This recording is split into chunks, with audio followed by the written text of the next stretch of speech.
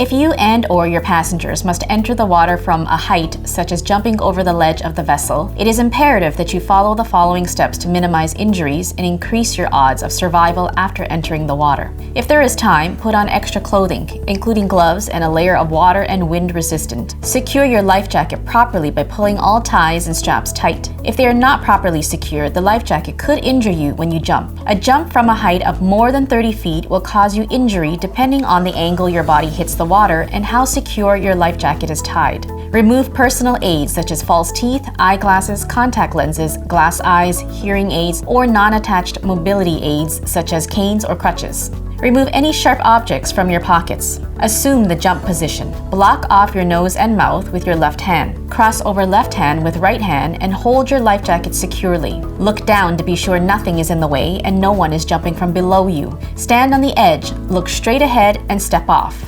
Keep your feet together until you hit the water and remain in this position until you bob back up to the surface. Board the survival craft or life-saving appliance as soon as possible. Good leadership and high morale are very important factors in a successful rescue. Good leadership creates high morale, so the leader must take responsibility for keeping the survivors' spirits up and as organized as possible. It is important to instill confidence that help is on the way. People who give up in despair after an accident have a lesser chance of survival than those who resolve to overcome their difficulties. If there are any ship's officers in the survival craft, the senior officer will be in command. If there are no officers, the senior crew member with the most experience and qualifications should take charge. If it is not clear who the senior member in the survival craft is, a leader should be elected by the survivors. Democracy must prevail. It is important to tell the other survivors who you are and what you are doing. When you do something or tell someone else to do something, explain to everyone why it's being done. Try to prevent other survivors from doubting your intentions. Do everything you can to prevent fear within the crew and passengers. Demonstrate that the survival craft is equipped to supply shelter, safe flotation, and the necessary supplies and signaling devices to assist in the rescue effort. Be a careful but firm leader. Keep things organized and always maintain a positive discipline among the survivors. If you are a senior person in the survival craft, you need to initiate some activities. Collect all sharp objects or potential weapons. Take a roll call and find out who might have marine or other useful experience. Establish a routine and assign duties to able survivors as lookouts and signaling crew, members of a repair party, bailers and cleaning crew, first aid personnel, and those who can assist in maintaining morale. It is important to keep the minds of the survivors occupied during waking hours, but do not overdo it and avoid unnecessary work. The following activities will help keep you afloat for as long as possible while awaiting rescue. Maintaining the survival craft, bailing, dryling, ventilation, etc. Establishing an activity shift while others rest. Attending to injured persons. Looking after equipment. When abandoning a vessel and entering the sea in a survival craft of any type, the two main objectives are to get away from the mothership as fast as possible and to protect the occupants from exposure as soon as possible. To accomplish these two objectives, it will depend on the type of craft you are in. Nevertheless, in all cases, the person in charge of the craft will decide upon actions and their order of priority, which will depend on the nature of the emergency. The old saying, "there is safety in numbers," is important to survival. Collect the rafts and tie them together as a group. 2 or more boats and rafts tied together are easier for rescue crews to spot. Consolidate your resources. Rations, equipment, and knowledge can be shared. Make several thorough searches of the area if a boat is available. Look for lone survivors or unconscious persons. Collect floating equipment, food, or other useful debris. It is a shared responsibility of everyone in a survival craft to make every effort to maintain morale and discipline throughout your ordeal. Under adverse conditions, it may be easier for some people to give up than fight. The person who is most likely to survive is the one who understands people's natural fears and weaknesses and can control them, can analyze problems and deals with them so they do not occur again, can accept uncomfortable conditions but will also try and improve them, can get along with others while in a stressful environment, can keep cool, calm, and collected, can improvise things that are needed from things that are available.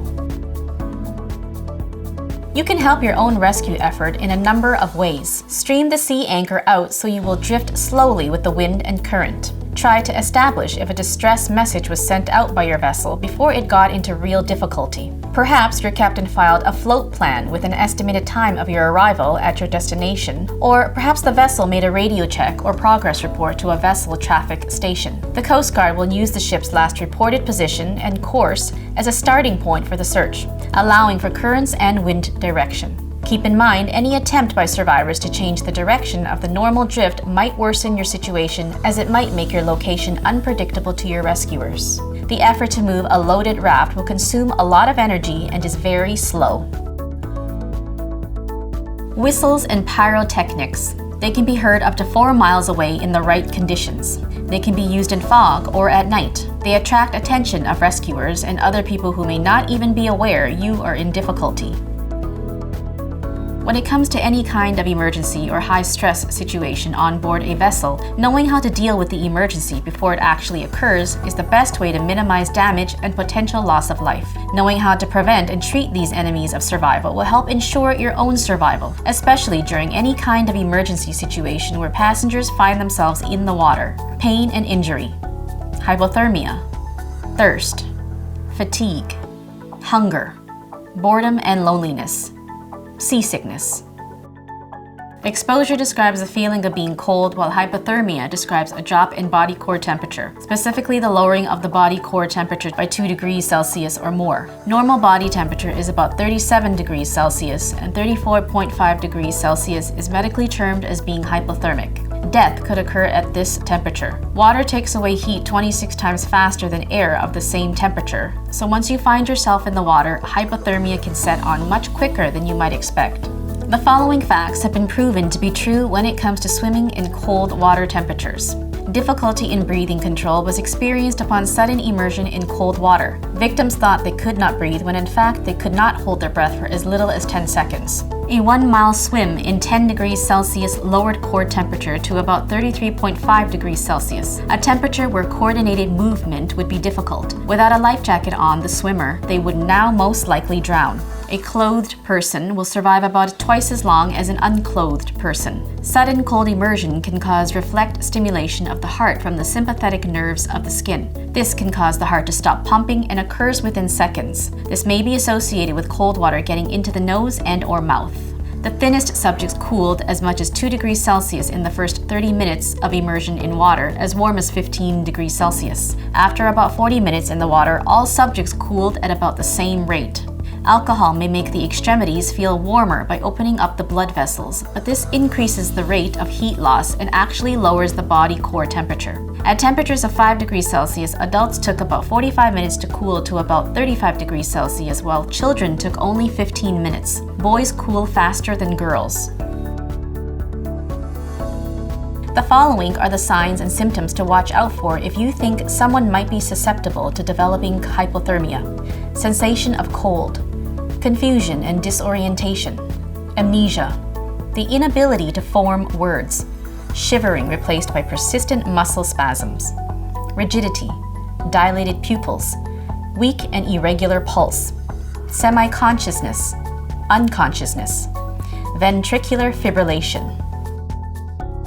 The following outlines the proper procedures for treating various stages of hypothermia. Treating mild hypothermia, shivering. Remove from the cold environment. Provide shelter from cold and or wind. Remove top layer of clothing and wring it out. Put it on with waterproof clothing on top if possible. Shiver back to a normal temperature. Keep insulated from cold surfaces. Treating deep hypothermia. Remove from the cold environment. Provide shelter from cold and or wind. Remove shirt and provide buddy warming with chest-to-chest and chest-to-back volunteers. Non-contact mouth-to-mouth breathing to provide warm air. Keep insulated from cold surface and air. When victim is shivering, replace wrung-out clothes. Keep warm and let shiver to normal. Place in tub or bath of water at a temperature of 15 degrees Celsius to 20 degrees Celsius, then warm the water to 40 degrees Celsius to 43 degrees Celsius over a 15-minute period. Keep in water at 40 degrees Celsius to 43 degrees Celsius for 20 minutes, making sure to keep the water moving at all times. Remove from water after 20 minutes and take temperature. Dab dry. Keep in a warm environment, insulated from cold surfaces and in the recovery position. If temperature is not up in 20 minutes, return to the hot tub for another 20 minutes at 40 degrees Celsius to 43 degrees Celsius. As with most medical emergencies, prevention is the best cure. A life jacket is one of the most important pieces of life-saving equipment in general, and it cannot be stressed enough how important it is to aid in delaying the onset of hypothermia. Even a good swimmer cannot last long without one, and swimming while fully clothed in cold conditions is difficult without a life jacket as well. Always make sure you know where the life jackets are stored on board your vessel, and double check that they are in their proper place every time you disembark. You do not want to wait until there is an emergency situation to discover that the jackets are missing or have been misplaced. However, even with a life jacket, an average person can only survive around 2 to 4 hours in water that is 10 degrees Celsius. You will therefore want to get everyone on a lifeboat or raft as soon as possible if one is available. If you must remain in the water, there are certain positions you can adopt that may increase your chances of survival. Contrary to popular belief, swimming and moving around actually cools your body down much faster than if you were to just remain still in the water. When you are moving your muscles, your heart beats faster, which in turn causes your blood to circulate quicker, which pumps the cold blood back into your core. Once the core realizes it is cooling too quickly, it will take blood away from your legs and arms and move it to the core to protect it. This can be incredibly dangerous, as you might imagine, as it will eventually become nearly impossible to move your arms and legs in the cold water. You can also adopt the help or heat escape lessening position, which involves bringing your arms and legs in together to wrap as tightly around your core as possible. If there are other people in the water nearby, you can all huddle together to try and prevent as much body heat as possible from escaping from your bodies. Frostbite can be defined as the freezing of the water contained within the cells of living flesh of your body and is associated with exposure to cold air conditions and wind. There are 2 types of frostbite, superficial and deep. Superficial frostbite only involves the skin. Superficial frostbite will be soft to the touch and appear to have a white, waxy appearance of the frozen area. There will also be numbness. Deep frostbite typically occurs in the hands and/or feet and has deeper damage due to longer exposure. Like superficial frostbite, the skin is also white and waxy, but it is hard and solid to the touch. Deep frostbite could involve bones if there has been a compound fracture or if exposure is extreme and long. For superficial frostbite, rewarming with body heat may help thaw the area. Thawing the area will turn it bright red and may be very painful.